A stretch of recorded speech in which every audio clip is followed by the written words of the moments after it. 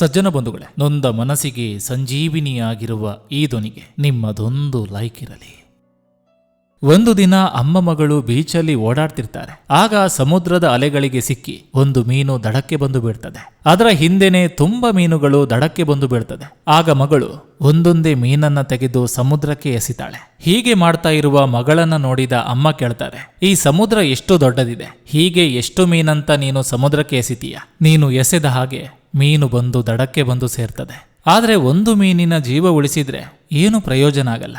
ಆಗ ಮಗಳು ಹೇಳ್ತಾಳೆ, ಅಮ್ಮ, ನನ್ನಿಂದ ಆ ಒಂದು ಮೀನಿನ ಪ್ರಾಣಾದ್ರೂ ಉಳಿತಲ್ಲ, ಅಷ್ಟೇ ಸಾಕು ಅಂತ ಹೇಳ್ತಾಳೆ. ನಾವು ಕೂಡ ಹೀಗೆ ಸಹಾಯ ಮಾಡೋಕ್ ಹೋದಾಗ ಈ ರೀತಿಯ ಮಾತುಗಳನ್ನ ಸುಮಾರು ಸಲ ಕೇಳಿರ್ತೀವಿ ಅಲ್ವಾ? ನೀನು ಇವರೊಬ್ಬರಿಗೆ ಊಟ ಕೊಟ್ರೆ ಸಾಕಾಗ್ತದ? ಈ ಪ್ರಪಂಚದಲ್ಲಿ ಊಟ ಇಲ್ಲದೆ ಇರೋರು 1000 ಜನ ಇರ್ತಾರೆ, ಅದು ನಿನಗೆ ಗೊತ್ತಾ? ಈ ರೀತಿ ಹೇಳೋದನ್ನ ಕೇಳಿರ್ಬೋದು. ನಾವು ಈ ಪ್ರಪಂಚದಲ್ಲಿ ಇರೋರಿಗೆಲ್ಲ ಸಹಾಯ ಮಾಡೋಕ್ ಆಗದೆ ಇರ್ಬೋದು, ಆದ್ರೆ ನಾವು ಮಾಡುವಂತ ಒಂದು ಚಿಕ್ಕ ಸಹಾಯ ಆ ವ್ಯಕ್ತಿಯ ಜೀವನವನ್ನೇ ಬದಲಾಯಿಸಬಹುದು. ಸೊ ಸಹಾಯ ಚಿಕ್ಕದೋ ದೊಡ್ಡದೋ ಯೋಚನೆ ಮಾಡದೆ ಸಹಾಯ ಮಾಡಿ. ಅದು ಬೇರೆಯವರ ಜೀವನದಲ್ಲಿ ಭರವಸೆಯ ಬೆಳಕು ಆಗಿರ್ಬೋದು.